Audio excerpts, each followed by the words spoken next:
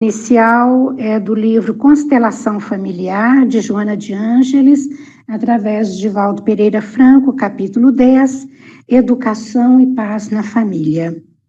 A criança é argila moldável, aguardando as mãos do diligente oleiro, que lhe dará forma e conteúdo.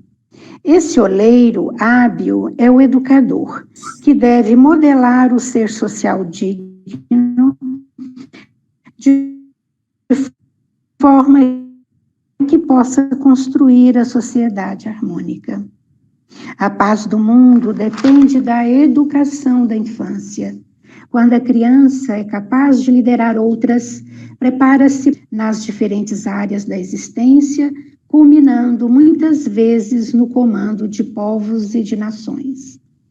Realizará esse ministério exatamente conforme aprendeu nos dias formosos da construção da sua personalidade, delicadamente trabalhada pela paciência e sabedoria dos seus educadores. No lar, começa a incomparável labor de edificação moral de todos os membros que o constituem, mediante as experiências e comportamento dos pais, que infundirão exemplos demonstrativos do valor do conhecimento, do caráter, da honra, da convivência doméstica, representando os segmentos sociais da vida em comum com os demais membros da humanidade. A ciência da paz, que ainda não foi elaborada, embora a guerra esteja muito bem planejada, sempre recebendo implementos novos e recursos dispendiosos, necessita de ser iniciada na intimidade do lar, através da educação das novas gerações. Jesus exemplificou a magnitude da vida infantil e as infinitas possibilidades que lhe estão ao alcance, quando os discípulos molestados pelos pequeninos que lhe cercavam ouviram-no aturdidos dizer: deixai que venham a mim as criancinhas, e não as impeçais, porque delas é o reino dos céus. Mateus 19, 14.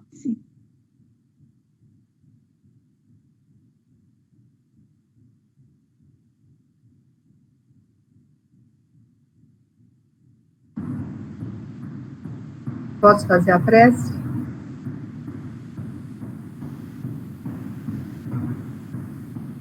Pode, sim. É porque eu não estou vendo vocês. Então, com essa harmonia proporcionada pelas músicas, à medida que cada um ia entrando na sala, o bem-estar que todos sentimos, por ver cada rosto, a leitura que nos trouxe uma reflexão, que a gente consiga ampliar as nossas formas de conexão com o plano maior e que o nosso pensamento possa chegar a Jesus, que está sempre aberto, sempre disposto, sempre nos governando, nos aceitando com todas as nossas mazelas. E que nessa vibração, nessa harmonia, nessa expectativa, que a gente possa receber as bênçãos e que a Ângela, ao trazer o estudo, e cada um que aqui participar, possa ser inspirado, trazendo palavras benditas, que nos ajude a nos compreender, a compreender a nossa missão e abraçar as crianças não só com os braços, mas abraçar no sentido do direcionamento, do compromisso assumido. Que Jesus governe-nos por assim seja.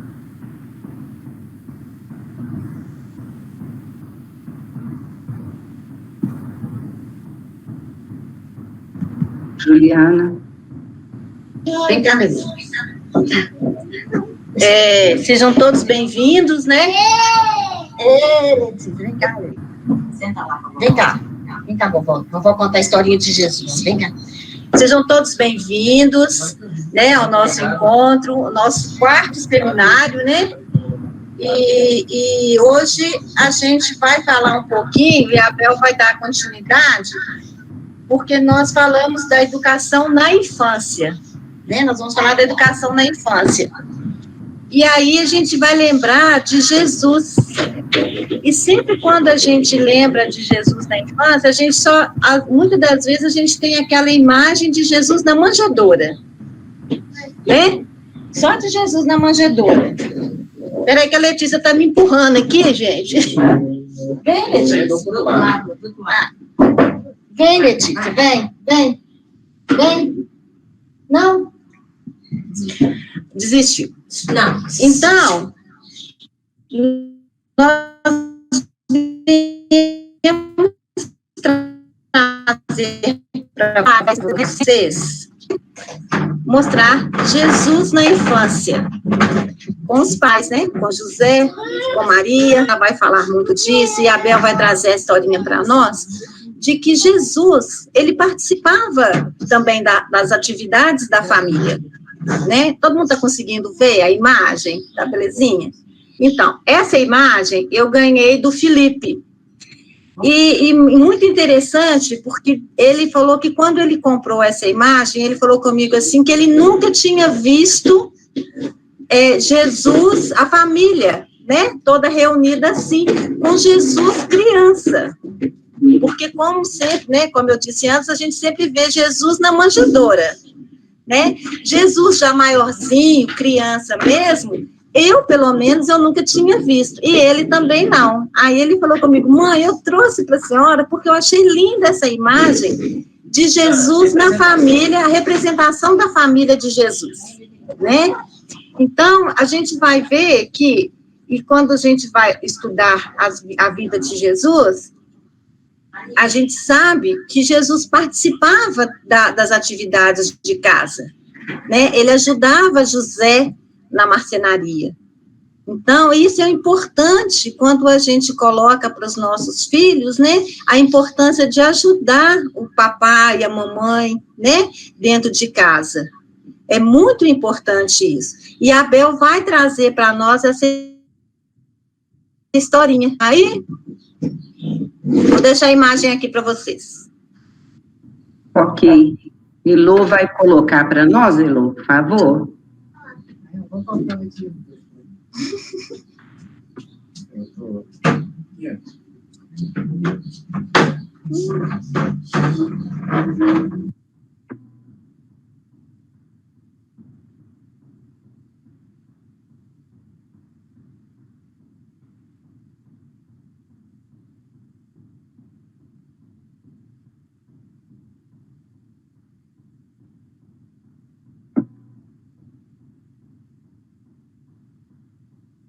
Você vai ler, Bel? Posso ler aqui? Então vamos. Um bom menino, né? A Elô vai passando para nós. Deus, nosso Pai, criou também um menino muito bom. E isso aconteceu há muito tempo, numa cidade muito distante daqui. Ele era muito trabalhador e humilde. Estava sempre ajudando alguém. Ajudava seu pai, que era carpinteiro, ajudava sua mãe nos serviços de casa, ajudava os que passavam na rua pedindo auxílio. Quando estava só, após cumprir suas obrigações, ficava horas e horas olhando as flores, as árvores, as montanhas, o céu azul cheio de nuvens brancas como algodão. Ele gostava muito dos bichinhos e não maltratava nenhum deles. Conversava com os passarinhos, cuidava deles, pois sabia que eles são nossos irmãos menores, criados por Deus como nós. quando via alguma criança tirando pedra nos passarinhos, corria e dizia a elas: deixe-os em paz. Eles foram criados por nosso Pai Celeste e devem ser amados. Maltratá-los é não amar a Deus. Esse menino bom, até as formiguinhas ele protegia, desviando-as do caminho por meio de pequenos gravetos, para que não fossem pisados pelos que passavam. Velando por seu sono, muitas vezes sua mãe acordava à noite para cobri-lo e encontrá-lo admirando e olhando pela janela o céu cheio de estrelas brilhantes em prece. Foi Deus, o meu Pai, que está nos céus, e fez tudo isso. Como o Pai Celeste tem sabedoria, falava ele para sua mãezinha. Sua mãe ficava preocupada com ele.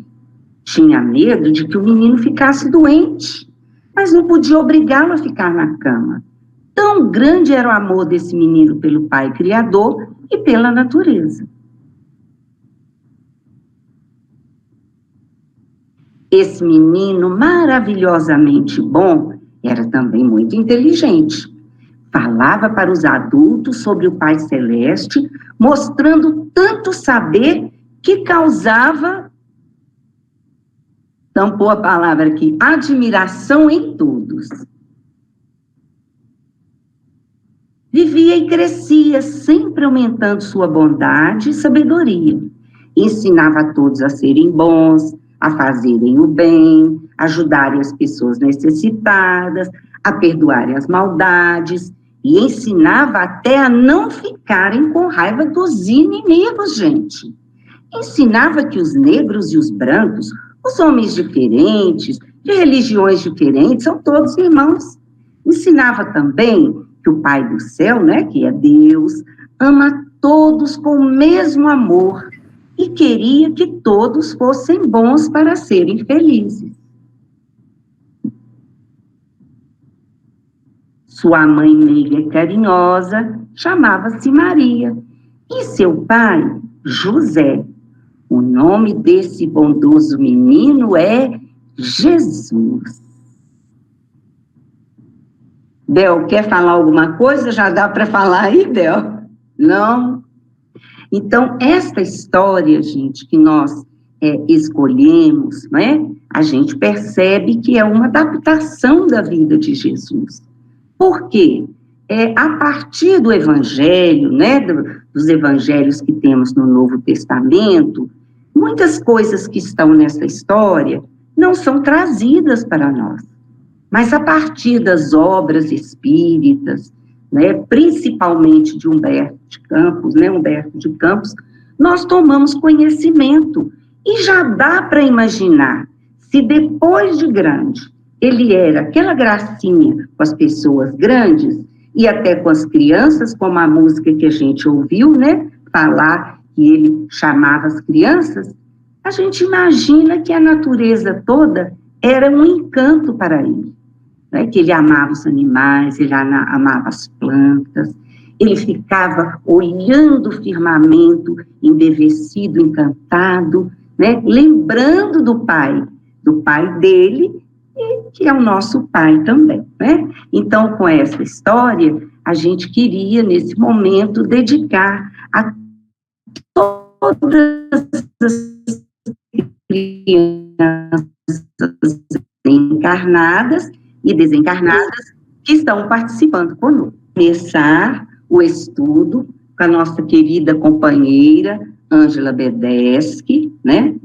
Gente que conhecemos desde quando meus cabelos eram pretos, e os dela também, viu, gente? Loiros sempre foram louros, não eram pretos, né? Imagine só, eu a conheço desde a época em que ela namorava o atual marido. Né? Depois ela pode dizer quantos anos de casada ela tem, para que a gente saiba como a gente costuma brincar desde o outro carnaval. Né?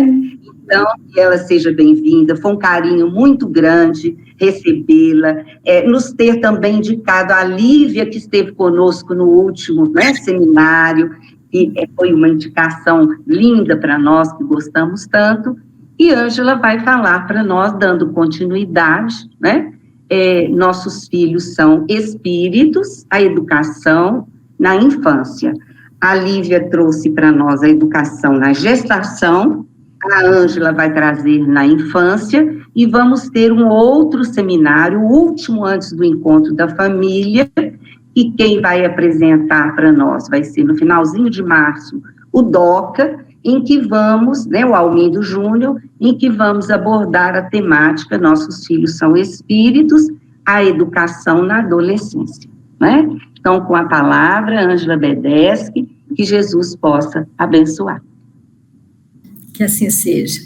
Eu quero dar meu boa tarde a todos, abraçar a vocês, né? Dizer da nossa alegria de estar aqui, gente, em conjunto, falando de família, de criança, de infância, de evangelização, quer dizer, o nosso universo, né? O universo que a gente ama e que a gente se nutre e a gente abastece nossas energias. É uma alegria muito grande. Eu quero agradecer a Ângela pelo convite, estender esse agradecimento a toda a equipe, né? Que tem trabalhado muito para que os eventos vão se sucedendo, os conhecimentos vão chegando até aos lares, né, alcançando os pequeninos, que é o maior objetivo nosso, né, também esclarecer aos pais para que eles possam exercer o exercício da maternidade com amor, não é isso? Compreensão, dedicação, verificando o quanto eles são importantes para Deus por serem pais e mães aqui na Terra, né?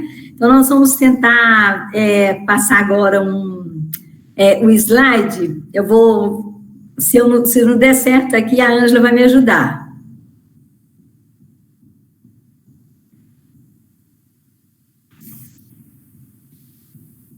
E aí, Ângela, peraí. Não, acho que eu não estou conseguindo.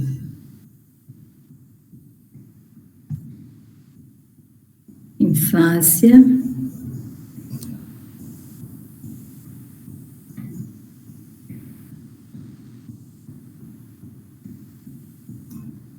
Não, agora. Não é melhor você passar. Só um minutinho que já vou colocar. Tá. Eu dei um probleminha aqui. Tem problema, Ângela. Elô é do Departamento de Juventude, esse pessoal lindo, novinho, né, que nutre a nossa velhice e é sempre responsável por nos ceder as salas nos dias das reuniões e também dá o apoio técnico aqui para nós, tá? Então, ela já está com o agora eu descobri aqui, mas já comecei, né? Já está. Tá ótimo. Então, pode ser com vocês mesmos. Tá bom. Então, vamos lá, gente. Todos estão vendo, esse tamanho tá bom? Vocês querem que aumente, né? Tem que perguntar, né? Se a turma tá satisfeita. Então, tá bom. Então, o título nós vamos contemplar depois. A gente gostaria de passar o próximo, que a gente vai contemplar o título depois, né? Nossos filhos são espíritos, educação na infância. Então, nós escolhemos para iniciar o nosso estudo uma passagem do Evangelho narrada em João 3,34, que, a meu ver, é muito importante. Ela traz elementos preciosos para a nossa reflexão. Olhem só, gente, eu vou ler e vocês vão refletindo junto comigo, porque aquele que Deus enviou fala as palavras de Deus, pois não lhe dá Deus o Espírito por medida.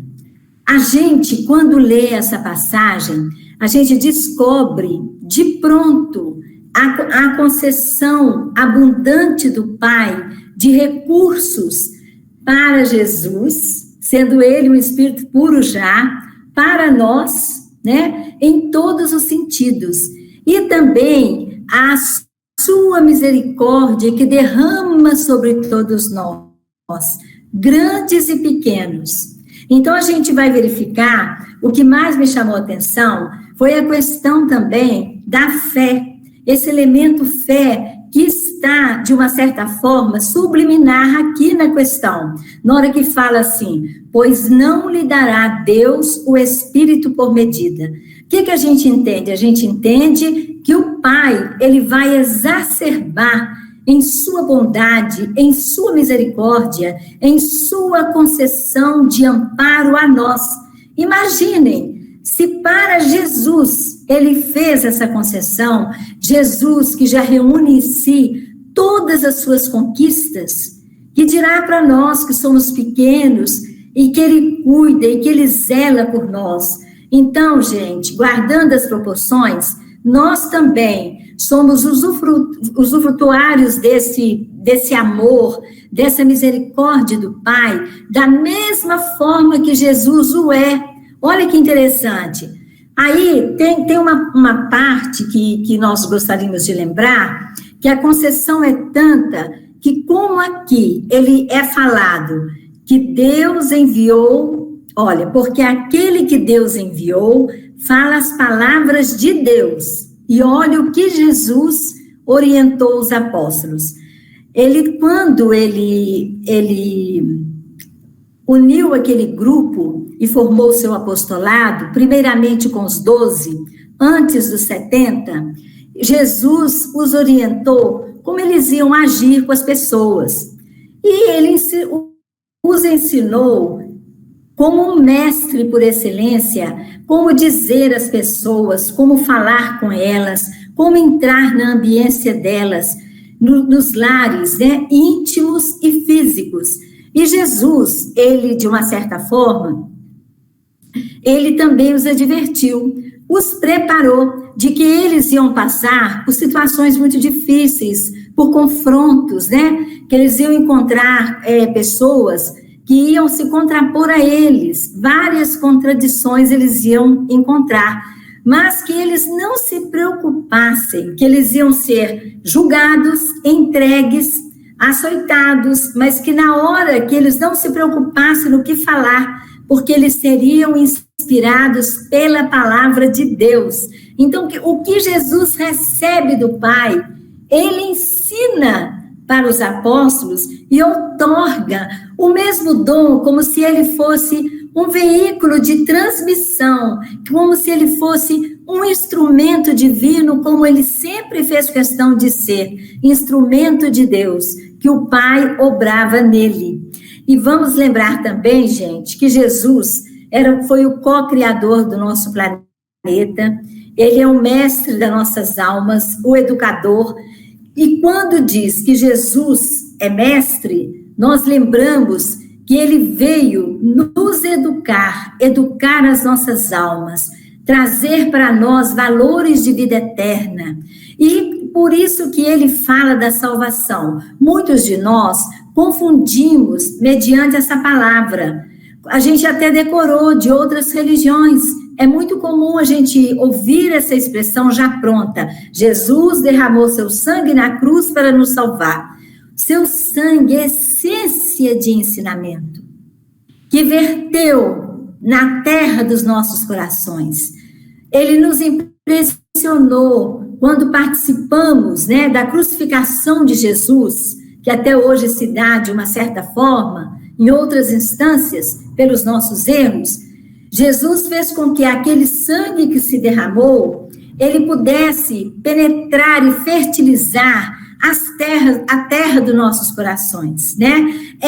Essa é a salvação, gente. É a educação das nossas almas. Ele trouxe valores e trouxe todos os recursos para que a gente pudesse usar, utilizar para o nosso progresso, né? Abrindo estradas, palmilhando caminhos, abrindo trilhas nas dificuldades, mas chegando lá no nosso objetivo. Ele veio nos resgatar para Deus através da educação das almas. Então, pode passar. O próximo, pode ser. É aqui mesmo? É ela que passa, né? Elô. Bel. Elô. Elô, né? Elô. Deve ter dado algum probleminha. Deixa eu continuar. Elô, passou. Então, o conceito básico de educação. Nós vamos ler esse verbete, mas agora que nós vamos querer ligar com o tema do seminário. Então, olha só, gente. O que é educação? Então, o conceito que é trazido para todos, para o nosso conhecimento, é o seguinte: o processo de construção de conhecimentos e de práticas do bom proceder, que objetivam ampliar a capacidade do ser e a formação do seu caráter. A gente até vê falar do aformoseamento, né, do nosso caráter através das instruções. Mas as instruções, elas têm que sair do âmbito da informação e têm que ser vivenciadas para que elas possam externar através do nosso pensamento, das nossas palavras, dos nossos atos, né? Então, não é só a base educativa no sentido do conhecimento cognitivo, que tange a área cognitiva, mas também a ética, o bom proceder, como agir. Nós convivemos dentro de uma sociedade, nós precisamos ter práticas do bom proceder. No entanto, nós agora queríamos fazer um nexo com o tema do seminário. Na hora que fala, nossos filhos são espíritos.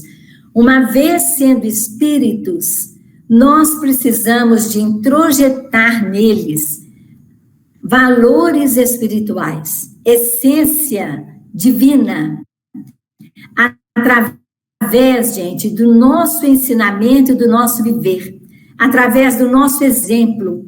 No dia a dia, nós temos várias oportunidades de estar conversando com os filhos, com crianças, com pré-adolescentes, com adolescentes, com os nossos jovens, orientando os filhos, inclusive adultos, se os tiverem. Então, aí a gente vai verificando que o ensejo sempre há oportunidade da gente estar ali orientando os nossos filhos. E todo o conhecimento que a gente vai retendo, ele é bom, é plausível a gente trazê-lo para que a gente possa abrir uma conversa, abrir um diálogo, fazer a nossa reflexão, tirar dali as nossas deduções. Agora, uma coisa, nós como somos espíritos eternos e viemos já de longas caminhadas, nós já temos uma base educativa enorme para a gente poder levar o conhecimento. Então, olha só, extrair, despertar, orientar a criança na entrada da vida. Então, a gente, né, por que a gente está falando ali extrair o conhecimento? Porque uma vez sendo nós espíritos eternos, nós somos detentores de uma grande bagagem. Nós temos experiências, temos também no nosso imaginário uma série de experiências que foram retidas no curso dos anos, né? No curso das reencarnações. Então, nós temos, gente, até a intuição como fruto, como um dos aspectos da intuição, sem ser essa intuição que a gente tem por inspiração divina, nós temos a intuição resultante das nossas experiências vividas. Vamos supor que uma mãe está fazendo um bolo que a menina quer aprender. Vamos supor, eu tenho uma amiga chamada Renata, que a filha dela está gostando de fazer guloseimas na cozinha, foi o que ela me contou, está gostando de experimentar as receitas. Então, vamos supor que uma mãe está lá fazendo o bolo, ensinando as medidas, né? E aí, a medida certa, ela fala assim, pode fazer assim. Aí a menina pergunta, mas por quê? Por que eu posso fazer assim? Faz que dá certo, essa medida dá certo. É fruto de quê? De tantas vezes a feitura daquele bolo, daquela guloseima, o que for, faz com que você já faz algo meio automático. Então, a intuição também tem esse aspecto de ela não ser apenas por vias da inspiração dos espíritos. mas também como resultante de um processo de aprendizado passado, que verte em você naturalmente, e você vai, certeira, pode fazer, vai dar certo. Quantas mães instruem seus filhos, ou instruem pessoas, dizendo, pode fazer, fulana, que assim dá certo, vai dar tudo certo. Então, vamos lá. Então, extrair, despertar, orientar a criança na entrada da vida, na entrada da comunidade, na entrada da sociedade, no conviver na escola, com os colegas, com os amigos, como portar frente a um professor. Então, todos esses conhecimentos na rua, o que evitar, o que fazer, regras de educação, bom dia, boa tarde, com licença, né, que são aquelas palavrinhas mágicas que a gente fala tanto na evangelização. Então, fazer disso uma orientação para a criança sentir a vida, começar a descobrir e fecundar em si a empatia, estar no lugar do outro. O outro, para mim, é importante. Pode passar, Elô. Nós vamos estar nesse próximo quadro com a educação segundo Allan Kardec. Então, Allan Kardec, ele abre um conceito da educação moral, mas ele é muito claro na hora que ele fala, ele traz esse adendo. Ele faz um adendo à pergunta 685, a resposta, né, dada pelos espíritos, da pergunta 685 que ele próprio proferiu aos espíritos. Mas ele abre uma reflexão mostrando que nós ainda estamos muito abraços com dificuldades devido ao comportamento da nossa sociedade, a nossa indiferença, fruto do egoísmo. E que se nós tivéssemos mais maleáveis, mais flexíveis nessa maneira de ser e de agir, nesse nosso olhar, se ele fosse mais complacente, nós teríamos mais condições de evitar-se tanto sofrimento, de ser evitado tanto sofrimento. Então, nós vamos olhar que ele fala assim, a educação, que ele queria se referir, digo a educação, não a intelectual, mas a moral, mas ele faz uma restrição, não a moral aprendida nos livros. Então, que é a educação aprendida nos livros, a moral é a ética. A ética é só você ser educado, né? É você ter respeito pelo próximo em todas as esferas. Isso é ética. Você respeitar o lugar do outro, respeitar a liberdade do outro, saber até onde você pode ir. Ter regras de bom comportamento é a ética. Nós temos que ser fraternos. Nós temos que ir para além da ética. Hoje, gente, olha, vejam só. A gente ouviu já um comentário em que tem uma sociedade, num dos países do mundo, em que eles são muito éticos, eles são corteses, eles são educadíssimos, eles te cumprimentam, eles te dão um lugar, você passa, eles observam bem essas práticas. Mas é você lá, eles aqui. Não há conexão alguma. Então, se você precisa de alguém, se você está à beira de uma dificuldade grande, se você está... Não adianta. Então, não tem fraternidade. É isso que Allan Kardec está querendo dizer, que não é essa educação moral adquirida dos livros, então ela cai para a ética. Só que ele não fala que é a ética, mas a gente deduz. Mas a educação... aquela que incute hábitos, porquanto a educação é o conjunto de hábitos adquiridos. Na página que foi lida aí no início, a Joana de Ângeles, ela falava sobre o oleiro, trabalhando o vaso, fazendo ajudando naquele formato do vaso, né, o concurso do oleiro.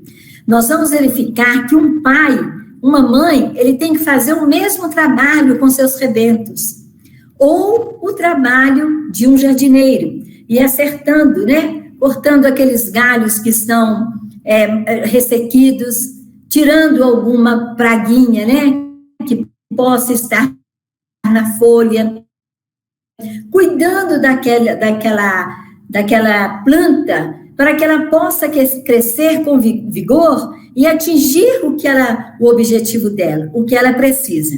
Então, é nesse sentido, nós pais, enquanto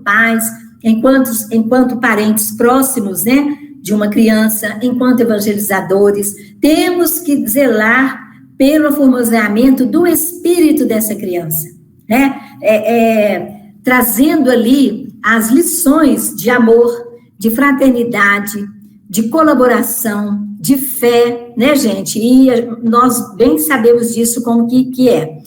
Se vocês tiverem um tempinho, vocês dão uma olhada na questão 919 do Livro dos Espíritos, que ela é muito importante, porque ali a gente vai entender o que Santo Agostinho fala. Santo Agostinho nos dá um conselho, ele reporta a nós uma vivência que ele teve consigo próprio e que deu certo, a de revisar todas as noites o que ele fez de bom e o que ele fez de ruim, e até o limite dele até onde foi, e o que ele deveria evitar de fazer. E se caso ele tivesse alguma dúvida de algum proceder que ele teve, ele não estivesse ali sabendo julgar se ele foi certo ou foi errado, e para ele também não procurar se atender, que ele pensasse esse ato, se fosse feito por alguém a mim, como que eu sentiria? Então, o se colocar no lugar do outro. Então, Santo Agostinho, quando dá essas ideias para nós, ele fala que assim nós vamos pedir a Deus e ao nosso anjo da guarda para que nos ajude a ter essa lucidez frente a esse comportamento, mas que todas as noites procedêssemos nessa revisão, que ela era benigna, ela era boa para o nosso espírito. Podemos ir, Elô?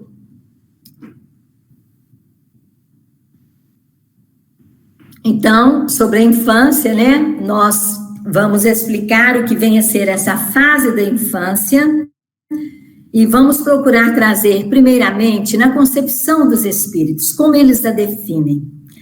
Nós sabemos que o conceito, né, a definição de infância para os espíritos é um estado de perturbação da alma, porque aí vocês podem falar, mas não existe esse estado de perturbação da alma quando nós desencarnamos? Sim, quando nós desencarnamos, nós passamos por estado de perturbação, porque nós estamos dando entrada num outro plano, no plano espiritual. Quando nós estamos dando entrada no plano físico, também processa-se esse estado de perturbação da alma. Só que da infância, gente, ele é mais denso. Mas por que ele vem a ser mais denso?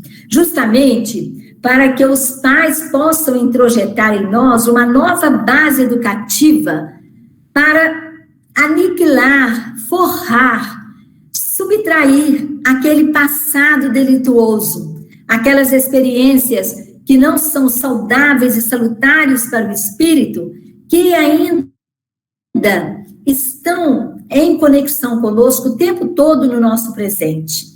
Então, esse passado, ele precisa, é como se fizéssemos montássemos um novo substrato em cima de um substrato anterior, desculpem. Então, por exemplo, camadas de estratos, né, de comportamentos, experiências vividas, conquistas também do passado, mas que para o hoje são conquistas que chegam, mas elas precisam ser avançadas.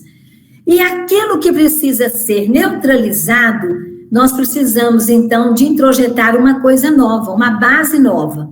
Aí a gente pergunta, então o passado, ele deve ser estiolado, esquecido? Não esqueçamos, valorizemos o passado, sim. Porque se chegamos onde chegamos hoje, graças às experiências feitas no passado. Só que agora é hora de a gente sentir que ele fez um solo, e a partir desse solo eu preciso avançar. Então, a infância é para isso. para os espíritos, na perspectiva deles, ela existe para que esse passado fique esquecido e outra base educativa seja introjetada para que nós possamos avançar como espírito. Então, o Kardec propõe uma pergunta. A 183, indo de um mundo para o outro, o espírito passa por nova infância? Olha o que eles respondem, gente. Porque nós temos, gente, inúmeros mundos físicos, nós sabemos disso, com seus planos espirituais correspondentes, não vamos esquecer disso, né? Então, como de prova e expiação, há vários, nós não podemos esquecer. Então, olha só a resposta. Em toda parte, a infância é uma transição necessária, mas não é em toda parte tão obtusa como no vosso mundo. Por quê, gente? Porque nós, a Terra já foi mundo transitório, não vamos confundir com mundo com a fase de transição. O que é mundo transitório? É um mundo que estava em formação, e enquanto ele estava em formação, aos nossos olhos poderia ser feio, um mundo hostil. No entanto, levas e levas de espíritos são encaminhados para os mundos transitórios, porque ali eles passam por um tempo de reflexão, de elaboração para novas caminhadas, para novas reencarnações. Então, o Pai é tão misericordioso que aquele espírito cansado de lutas, porque ele ainda não está bem, espiritualmente falando, lhe é dada a oportunidade de reencarnar em mundos transitórios, cuja terra já foi para que ele ali receba levas e levas de espíritos desse Jaés, e eles possam ali estar refletindo, ao mesmo tempo que é um descanso dinâmico, é um descanso em que eles estão se sentindo, eles estão deixando ajustar reflexões, e vão sair dali loucos para trabalhar, para projetar, porque eles têm um momento que aquele estado satura-os. É a hora que eles partem dali com vontade para reencarnar no outro mundo. Aí vão reencarnar no mundo primitivo. A Terra, então, já foi mundo transitório, já foi mundo primitivo, hoje é mundo de prova e expiação, com a belíssima oportunidade da transição. A fase de transição começou com a chegada do Livro dos Espíritos, 1857, que inaugura a Era do Espírito, e ela vai para uns 200 anos, mais ou menos, dos idos de 2057, por aí. É claro que a espiritualidade, ela nunca demarca data, isso não é feitio da espiritualidade, mas se tem uma ideia pelo que está escrito em obras póstumas, certo? Que essa fase teria mais ou menos uma duração de uns 2 séculos. Daí nós vamos ver, gente, o seguinte, que a infância, então, é necessária em todos os mundos, e quanto mais o mundo é evoluído, ele não é tão, evoluído assim, a infância, ela é maior, porque a necessidade é maior de haver esse esquecimento do passado e a introjeção de uma nova base. Podemos passar, Elô? Quem é a criança, né? Quem é a criança? A criança, eu trouxe aqui, primeiro eu vou definir quem é a criança, e aqui eu vou dar continuidade aos postulados da infância. Como que essa infância chega, como que nós podemos descrever essa infância, como nós podemos descrever essa infância, que é uma fase maravilhosa. Então, vamos lá.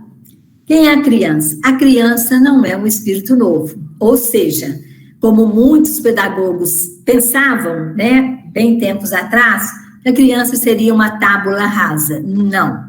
A criança, ela já tem em si uma grande carga de experiência do passado, a criança vista aos olhos de espíritas, tá, gente? Para os psicólogos é outra coisa, mas olha só, para os estudiosos, né, da infância, os neurocientistas é outra coisa. Vamos lá. Para nós espíritas, a criança, ela é um ser que já está vindo de outras épocas. E a criança, ela tem já em si muitas experiências. Então, nós estávamos aqui. Isso. Então, a concepção dos espíritos, né? Essa criança já traz uma bagagem, não é um espírito novo, só que ela está com os potenciais presentes. Só que esses potenciais, eles estão meio que bloqueados, por enquanto, provisoriamente, justamente para se dar essa nova inserção de conhecimentos. Então, vamos passar. Agora, para os estudiosos da psicologia e de outros, né, os psicanalistas, os neurocientistas, o bebê nasce e as sinapses, os hormônios estão ali, prontos para realizar as sinapses, a interconexão. Só que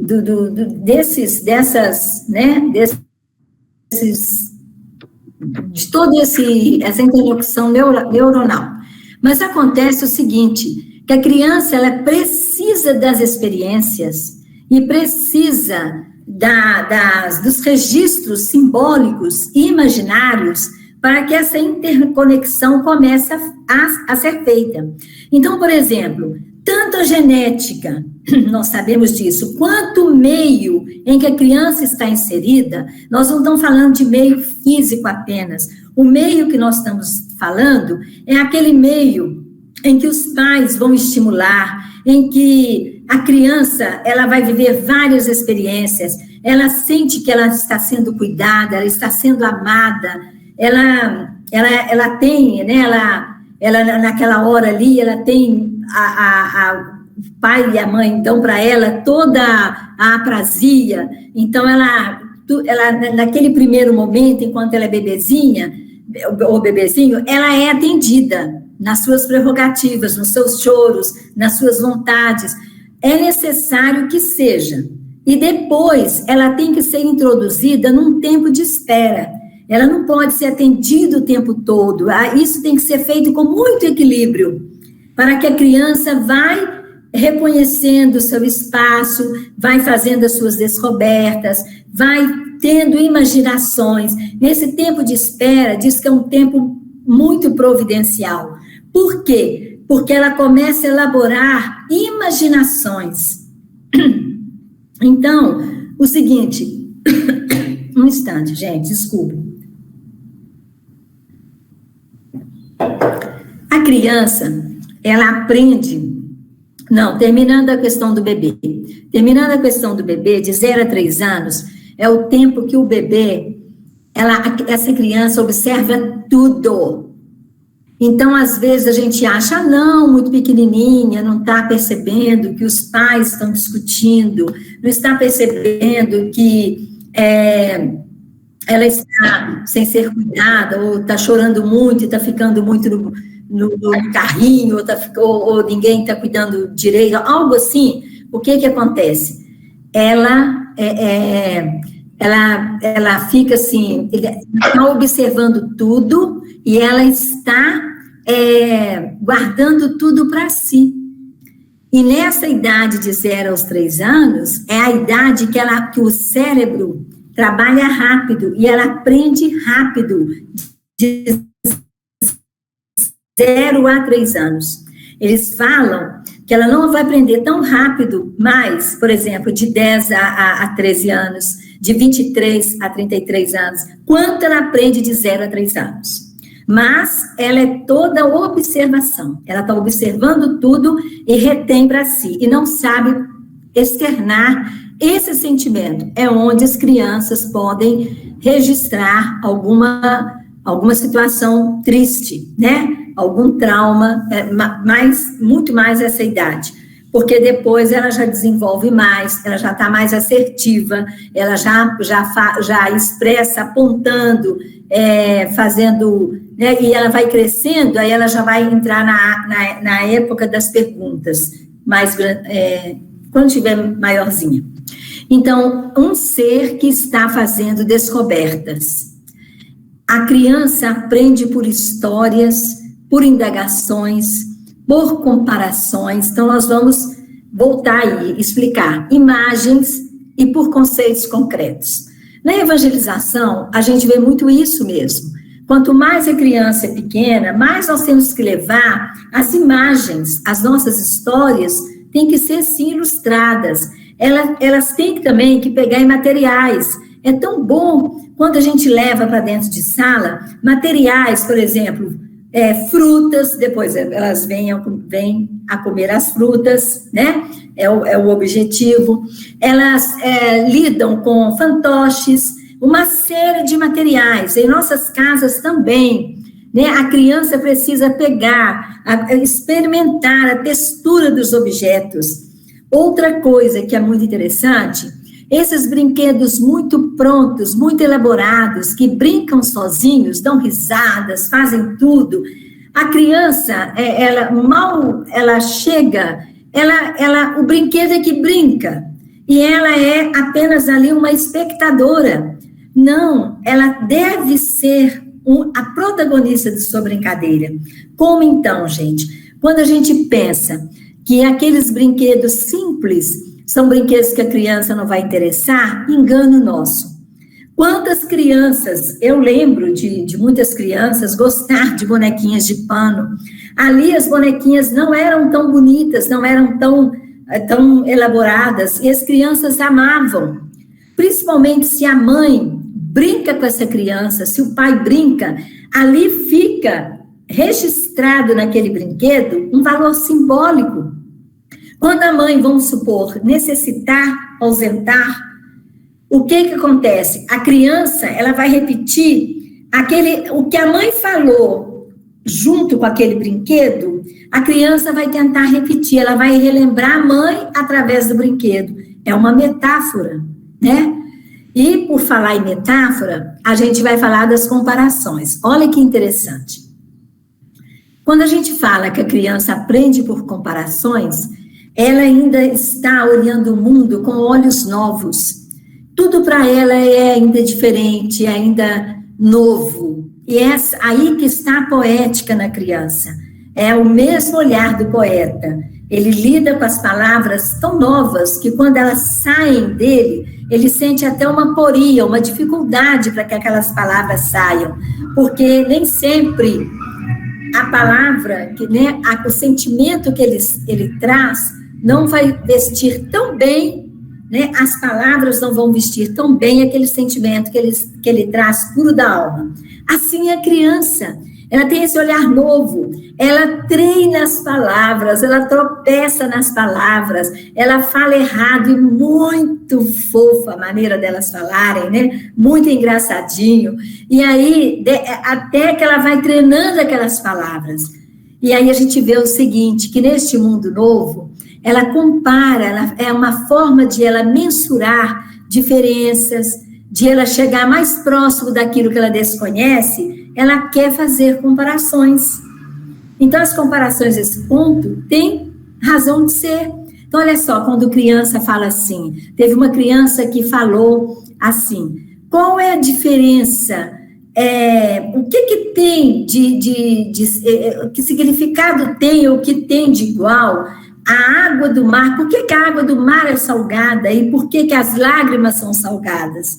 Então, elas trazem determinadas perguntas que os próprios pais ficam em dificuldades de responder. Desse olhar poético mesmo, né?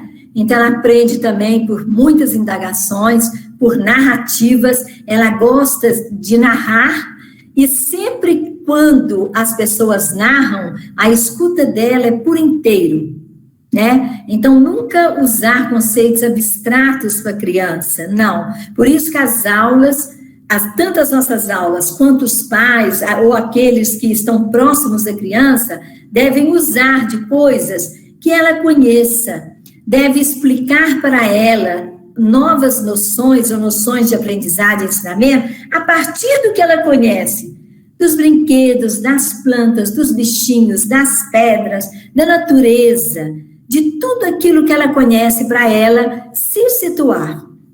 Então, na hora que a gente colocou assim, que ela admira a natureza, ela admira os bichos, ela admira as outras crianças, as pessoas e as palavras. Então, eu me lembro que eu escutei contarem assim, que uma criança chegou perto da professora e falou assim com a professora: professora, eu já sei a cor, eu já sei falar o cor-de-rosa.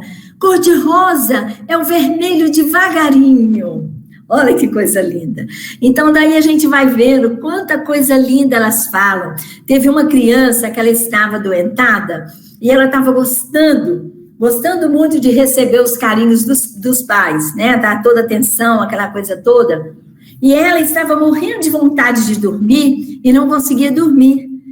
Mas não conseguia, não queria dormir. Aí o pai falou com ela assim, ela falou assim, né? Chamou o pai insistentemente e falou assim: ai, eu não queria dormir, mas o escuro está entrando nos meus olhos. Então, assim, essa poética, né, que é espetacular nelas.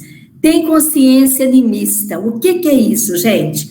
Tudo para ela tem alma, no sentido de que tudo tem voz, tudo é um ser. Pedras, ela conversa com as pedras. Ela acha que as plantas conversam com ela, dialogam. Os bichos nem se fala. Elas têm uma facilidade com os bichos, no sentido de achar que eles sentem o que elas estão sentindo. E com objetos também, elas conversam com os objetos o tempo todo, com os brinquedos, com amigos imaginários. Mas tem um fato de uma professora que eu queria narrar. Ela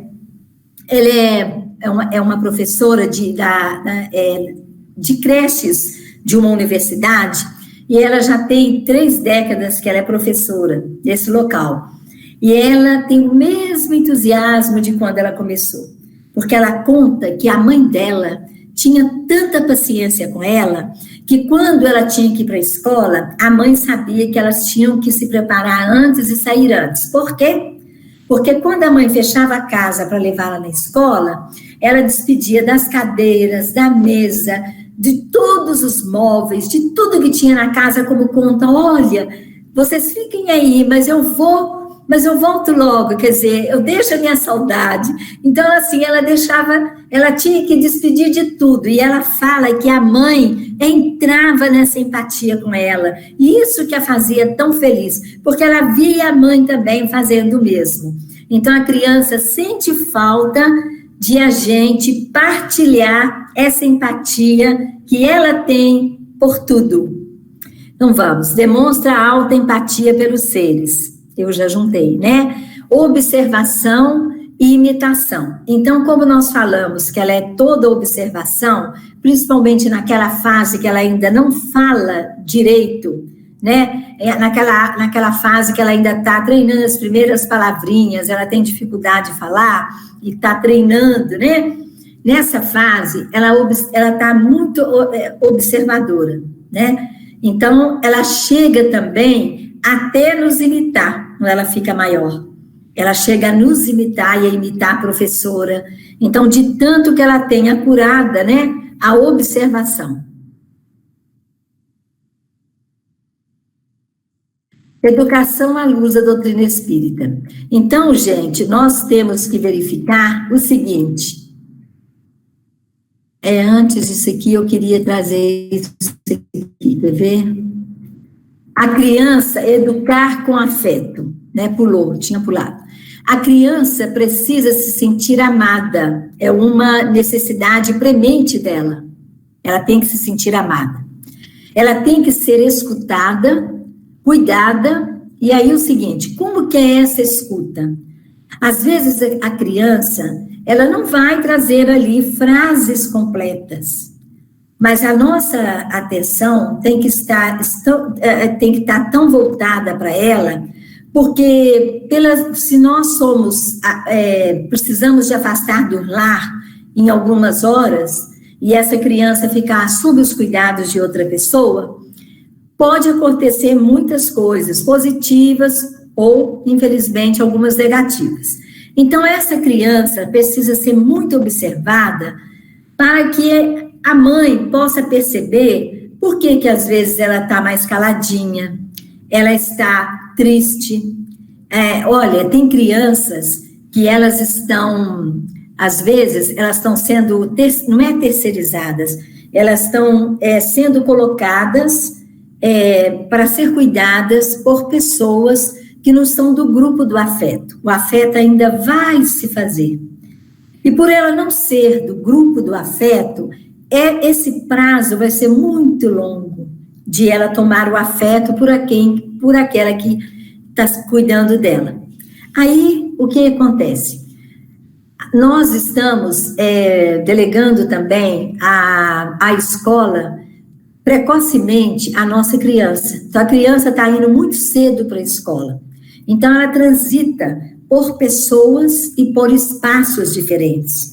E quantas vezes a criança se acalma no espaço dela?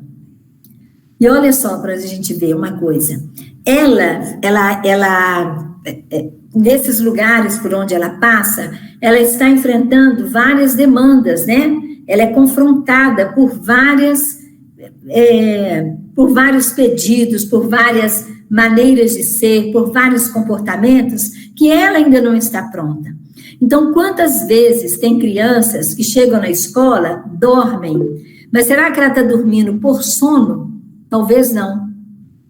Por apatia, porque ela quer sair daquele ambiente, ela não está satisfeita, ela está desinteressada, né? Então ela fica apática, ela dorme, ou ela chora muito, ou ela vai dar trabalho à noite, porque ela quer muitos pais e não os tem. Então nós temos que ter essa escuta para a criança e este cuidado, né? Assim como uma prioridade para nós. Quando a gente chega no lar, tem pessoas que falam, eu passo poucas horas com minha criança, mas eu dou uma hora de qualidade. Será que com a tecnologia atravessando as nossas vidas, será que nós estamos dando esse cuidado realmente de qualidade para as crianças? É um caso a pensar. Às vezes não, porque quantas vezes a mãe está de corpo presente, o pai está de corpo presente, mas o olhar e o sentido está lá no Zap, onde ele está respondendo, onde ele está comunicando, né, com amigos, com alguém. Então, é isso. É um tempo, um ambiente, às vezes, muito conturbado, que a criança está inserida, né, muita tecnologia, e a gente fica perguntando, quando a tecnologia vem, né, por exemplo, crianças, muitos pais dão depressa para a criança sossegar, para a criança dar até sossego em algum lugar, algum ambiente que eles vão para distrair, né? Aí o que acontece? Dão um tablet para a criança. A criança, a gente tem que se perguntar, esse tablet, ele está no lugar de quê? Ele está ocupando o lugar de quem? Era o pai e a mãe que deveria estar com ela, brincando com ela, esse horário deveria ser dela, dedicado a ela, e não tem sido. Então, é isso que a gente tem que pensar, né? Outra coisa, a tecnologia, eles estão introduzindo a tecnologia muito cedo na criança muito novinha, e ela tange a área, né, do prazer. Então, a criança vai ficar muito voltada a ter esse prazer dos joguinhos, dos cantos, das músicas, das distrações, da animação, ela vai ficar toda empolgada e envolvida. E isso, ela perde muita coisa. Primeiro, a qualidade do sono, a quantidade e a qualidade do sono. Segundo, o aprender a estabelecer relações humanas, porque a gente tem que aprender a conviver. Chico Xavier já falava, viver é difícil, conviver é muito mais.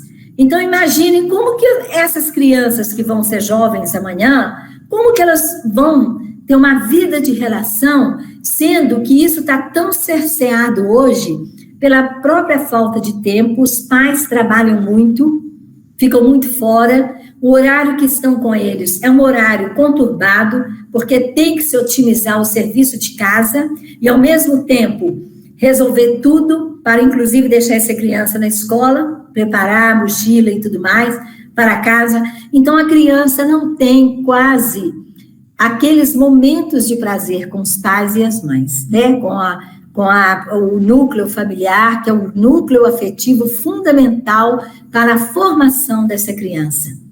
Cultivar o que é inato nela. O que é inato nela, gente? A criança gosta de estar junto com alguém. E outra coisa, os pais devem estimular, embora a gente fala, né, dos anseios, que toda geração tem anseios. A nossa geração de hoje tem anseios? Eu digo a nossa geração não, a nossa época tem anseios inúmeros. O que as crianças escutam em termos de anseios? Ah, você deve ser uma criança inteligente, imaginativa, criativa, você deve saber isso, né? Música, inglês, você deve ter um esporte, você deve dedicar a isso, aquilo, a um instrumento. Então, as crianças estão, as maiores principalmente, com a agenda cheia. E as pequenininhas vão sendo introduzidas também, né? Então, as crianças quase não têm uma oportunidade de se pensar, de ter aquele tempo livre para sentir o que ela tem vontade. E aí que nós temos que ir junto com elas e observando, a partir do comportamento delas, o que elas gostam mais de fazer, no que elas têm mais dificuldade. Os pais têm que ajudar, os pais têm que observar isso. Tinha um pai que ele, uma vez, ele interessava muito por estudar o céu. E ele conseguiu, de tanto que ele gostava, ele chamava o filho para junto olhar as estrelas, ele falava das constelações. Um belo dia ele comprou um telescópio para o filho. E eles começaram a ir, além de ir nos observatórios, eles começaram a ir em noites, né? De lua nova, eles começavam a ver o céu, né? E ficavam olhando e diziam, pesquisavam e iam embora. O menino foi crescendo, tornou um astrônomo, estudou e foi embora para os Estados Unidos, né? E está trabalhando na NASA. Então, aí a gente vê o seguinte, quanta coisa é possível a partir de uma observação atenta, né? Respeitar o seu brincar livre. Em que sentido isso se insere? Em que lugar? O brincar livre, gente, a criança, ela escuta exigências na escola e no lar. Ela observa muitas coisas negativas e positivas. E, às vezes, a família está passando por dificuldades, por problemas de separação, por problemas financeiros, tanto tem nas vivências alegrias e tristezas. Então, a criança, ela às vezes não consegue externar esse sentimento. Quando ela brinca, ela elabora toda essa carga de questões que está vindo para ela e que ela não está resolvendo, não está conseguindo resolver. E na hora que ela está brincando, ela reproduz todos aqueles fatos. E na hora que ela reproduz, ela acaba até achando saídas. Ela reflete, ela imagina, ela começa a sonhar com possibilidades. E isso faz bem. E essas, por exemplo, nós não devemos, em falando de dificuldades, não devemos esquecer nem omitir dos nossos filhos, mesmo as crianças, as tristezas nem as perdas, nem pela dificuldade que estejam passando. Por quê? O que tem que saber fazer é saber falar, saber levar para essa criança a informação, mas nunca omiti-la. Por quê? Porque se omite, ela não aprende, ela não passa a ter conteúdo simbólico na mente. Ela precisa das experiências, ela precisa sentir a dor, a tristeza. Por exemplo, vamos supor, bichinhos de estimação. Tem pais que quando, por exemplo, dão um peixinho para a criança, o menino vem chorando porque o peixinho morreu, não, o mundo caiu, né, para ele. O peixinho morreu, não sei o quê. Vem a mãe e fala, eu vou dar um jeito, eu compro outro. Vai lá, joga o peixinho fora, mas cadê o peixinho? Não, já joguei fora, vou te dar outro. Errado.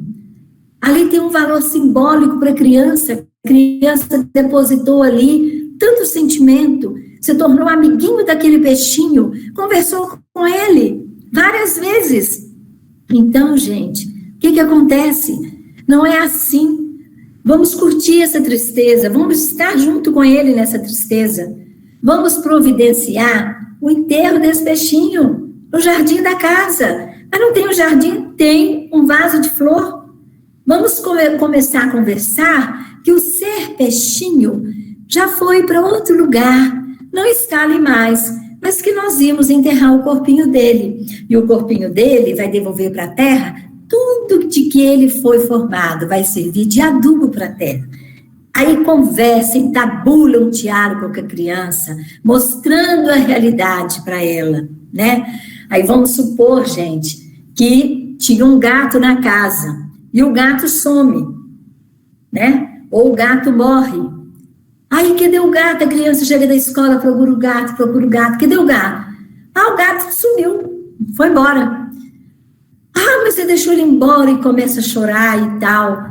E às vezes o gato morreu, mas esconde da criança que o gato morreu. O gato sofreu um acidente, alguma coisa assim, né? Então, não tem esse cuidado de respeitar esse sentimento dessa criança, que se for bem trabalhado, ele vai nutrir de coisas muito boas, ele vai saber, essa criança vai ter conteúdos íntimos, experiências íntimas, que vão ajudá-la, quando ela estiver adulta, a enfrentar sofrimentos maiores, tristezas maiores, desafios maiores, senão ela fica muito sem o que falar, o que trabalhar em si, né? Então, a criança precisa do fantasiar. Para o fantasiar, ela precisa de brincar. A brincadeira não é uma coisa qualquer. Na brincadeira, ela está elaborando a sua maneira de ser, o que o mundo espera dela, o porquê que as pessoas estão ensinando aquilo para ela, por que é certo ela fazer dessa maneira e evitar essa outra. Outra coisa, a empatia da criança, ela é tão grande pelos animais, que quando uma criança vê um cavalo sendo puxado, né, aliás, o cavalo puxando uma carroça, às vezes até pesada, né, de entulhos, a criança se penaliza do cavalo, ela sente dó, ela fica triste de ver aquele cavalo suarento, ela imagina que ele está cansado, que ele está com dor, que ele está com fome, que ele está com sede. Olha que coisa linda. Se um cãozinho é apedrejado, ela sente a dor desse cão. Então, olha só, há uma planta, né, que é estragada e que é quebrada. As crianças sentem tudo isso, né? Então, a criança precisa de palavras de vida, não de depreciação ou desafeto. Quando nós formos corrigir uma criança, nunca que a gente deprecie a criança pelo fato, nós temos que depreciar o fato em si, o ato dela, o comportamento errado, não a criança, não colocar apelido, né? Que tudo se torna uma carga muito pesada para ela.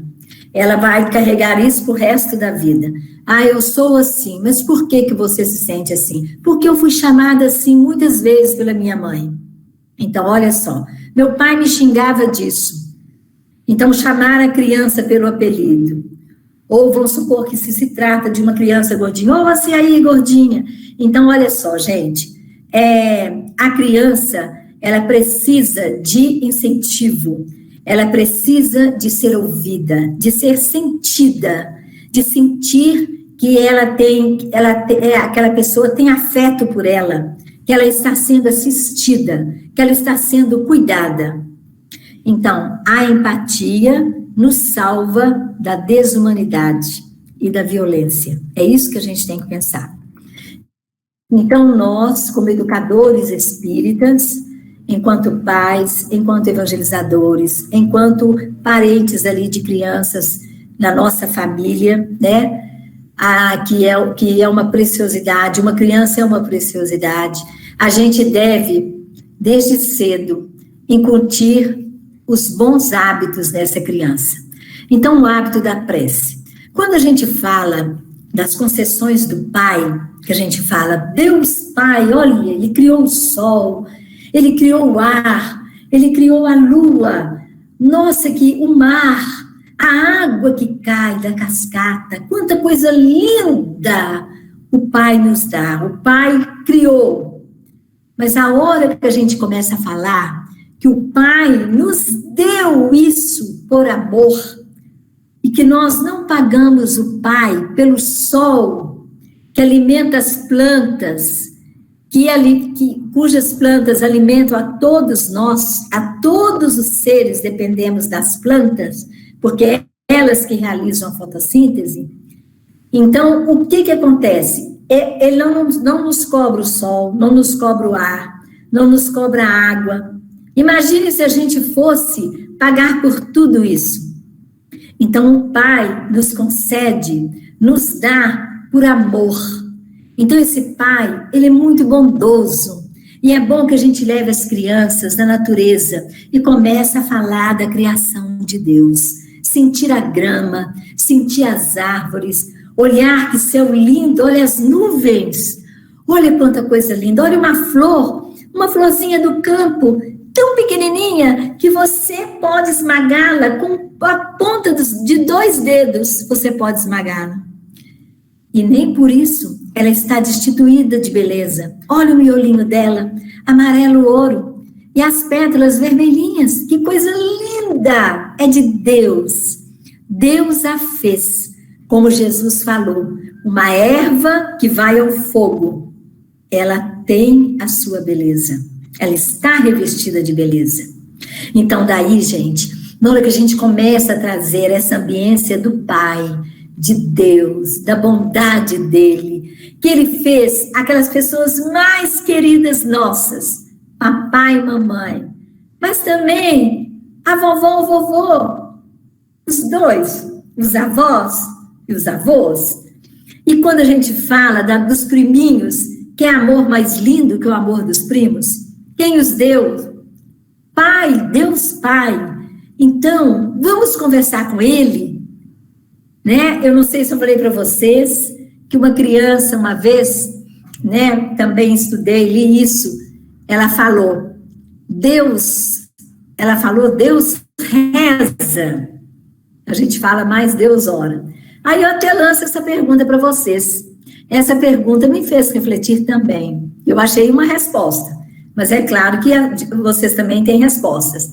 Deus ora, Deus reza. Vamos lembrar que Jesus orou porfiadas vezes. Quantas vezes Jesus orou? E os apóstolos viram, as pessoas viram. Ele, quando partiu o pão, ele abençoava e olhava, erguia os olhos aos céus e pedia a Deus para abençoar aquele pão.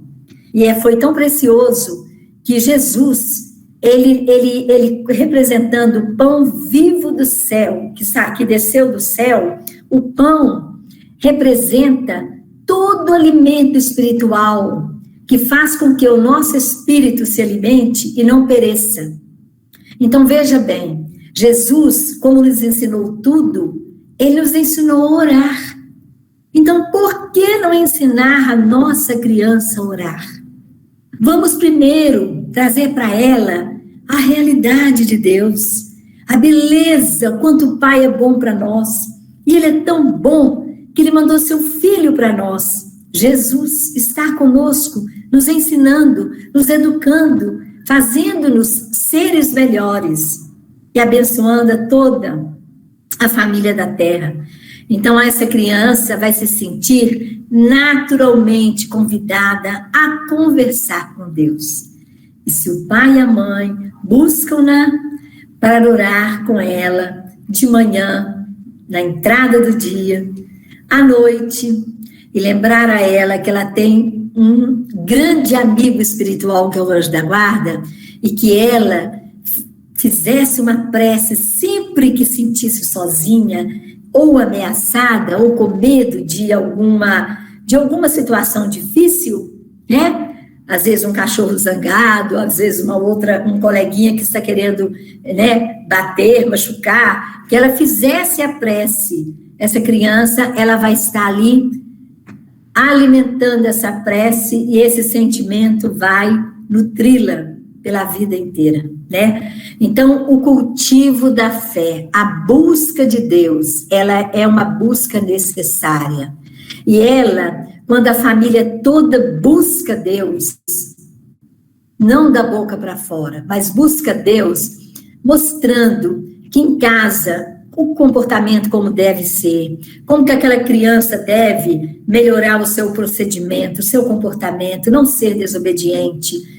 Quando a gente ensina, né, falando em Deus, buscando fatos, nós podemos narrar fatos para o cultivo da fé, nós usufruímos de muitos recursos, nós pais espíritas, de ter uma gama infinita de fatos narrados que podemos trazer para a conversa no lar, em que nos situemos, tanto o pai, a mãe, os irmãos, aquela criança menor, todos se situam naquele caso e tiram suas reflexões. Quantos casos eu contei pela infância dos meus filhos, que aquilo foi introjetando de uma forma que eles se abriram à fé, a Deus, ao Espiritismo. Então, é isso que nós devemos fazer. E tirar um dia para o culto do Evangelho no lar. Quantas vezes teve pais mencionando sua dificuldade de sentar-se à mesa com seus filhos para fazer o culto, as crianças eram muito pequenas. Quantas vezes nós fizemos de uma maneira muito boa, muito equilibrada. De que maneira? A gente primeiro, né, envolvia as crianças naquela vontade do culto, colocando uma toalha na mesa branquinha, porque íamos receber a visita de Jesus, com a visita da espiritualidade maior, de amigos espirituais nossos, dos nossos anjos da guarda, dos nossos parentes que já tinham ido embora para o mundo espiritual, e elas ajudavam a gente a arrumar o jarro da água, os copinhos direitinhos, os livros. Aí havia sempre uma pergunta no ar: a mesa do culto já está pronta? Sim, né? Então, na hora, todos sentavam e era o culto primeiro das crianças. Então, o maiorzinho sempre lia uma leitura de um livro infantil e depois que nós conversávamos sobre ali o culto, né? Sobre a lição do culto, deixando que cada um falasse a sua maneira, passávamos para o culto dos adultos, mas com eles presentes. Aí nós trazíamos atividades de colagem, de colorir, junto da gente e continuávamos o nosso culto. Não tem dificuldade, né, gente? Então, olha só, quantos espíritos serão evangelizados a partir do culto do nosso lar? E quanto que o nosso lar, a nossa família, precisa do culto? Passes e água de fluidificada. Nós costumamos fazer um lembrete de que é bom nós pensarmos que as curas, elas vêm primeiramente pelo estudo, pelo conhecimento, porque o conhecimento evangélico doutrinário, ele vai mudar o nosso padrão mental. Já a água fluidificada e o passe serão coadjuvantes deste tratamento, porque tem muitas pessoas que inclusive vão aos centros espíritas na hora que vai iniciar o passe, a água fluidificada, e desprezam o horário do estudo, sendo que o estudo que vai alterar o nosso padrão mental e vai me fazer entender uma série de situações que eu vou começar a mudar, vou começar a ver aquilo em mim. Ele falou, eu tenho que mudar, eu não posso continuar dessa maneira, eu tenho que mudar esse procedimento, eu tenho que ser uma pessoa mais amável, uma pessoa mais colaboradora, né? Uma pessoa que esteja mais atenta à dor do próximo. Então, se nós não estudarmos as obras espíritas e o evangelho, se não houver esse cultivo do estudo, nós não vamos nos alterar, mentalmente falando. E isso que dá a cura. Por quê? Porque toda doença é decorrente dos maus hábitos. Então, se ontem eles foram radicados em nós e hoje se externam em nosso corpo físico através de um mal-estar, ou de dores, ou de feridas, o que for, então, olha só, mais necessidades nós temos do estudo e complementado pelo passe pela água fluidificada. As leituras edificantes servem para nós, não só de elixir para o nosso espírito, força, realimentação das energias, mas principalmente para o nosso crescimento espiritual. E a renovação de atitudes. Não há como nós não fazermos a renovação de atitudes. Senão nós vamos fazer como Emmanuel fala, estamos dando entrada na reencarnação e queimando corpos. Então não podemos, gente. Nós estamos na Terra recebendo essa belíssima oportunidade da reencarnação justamente para renovar nossas atitudes, sermos um ser melhor, mais conscientes, mais fervorosos, com mais empatia pelo outro, sentindo, se pondo no lugar do outro, querendo colaborar com o mundo, com a nossa natureza, para que haja condições de manutenção de vida no nosso planeta, através do ambiente também psíquico. É isso que nós temos que pensar.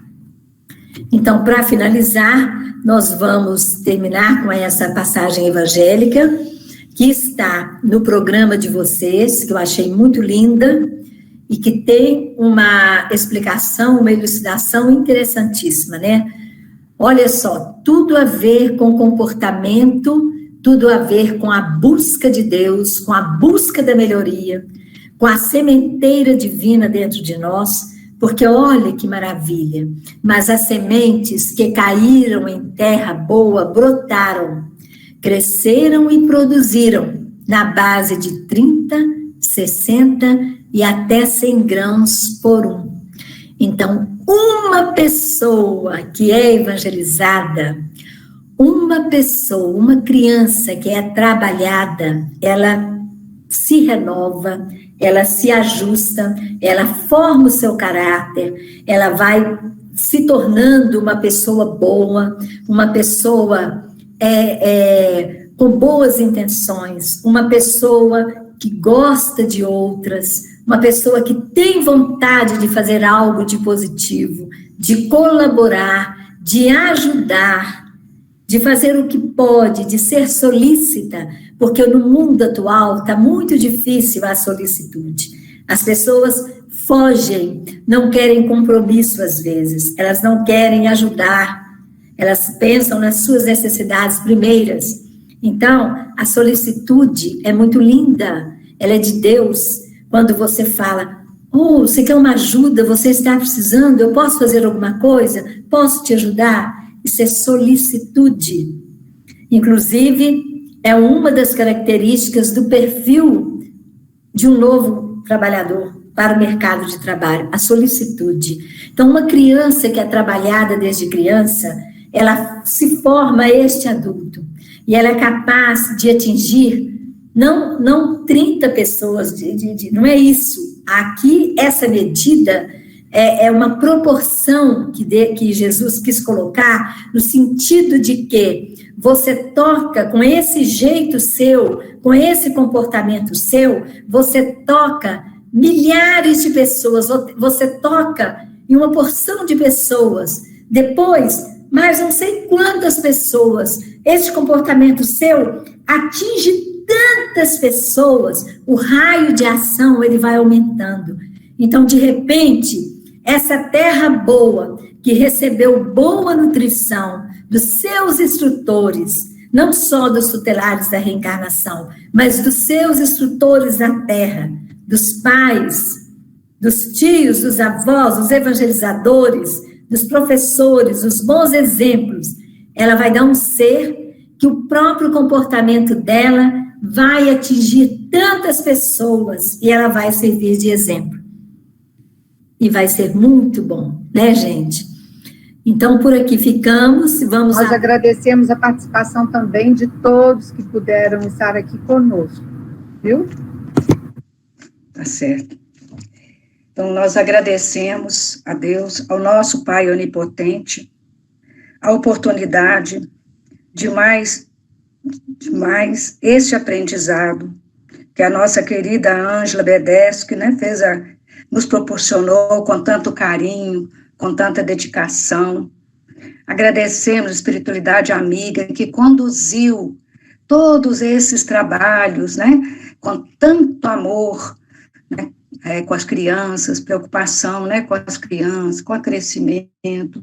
Então, nós agradecemos a todo o corpo que trabalhou incansavelmente para trazer para nós esses grandes aprendizados. Agradecemos a todos que estavam aí, que participaram, né, em nome do nosso querido professor Ives Barçanufo, que também, com certeza, esteve juntinho conosco nessa tarde maravilhosa.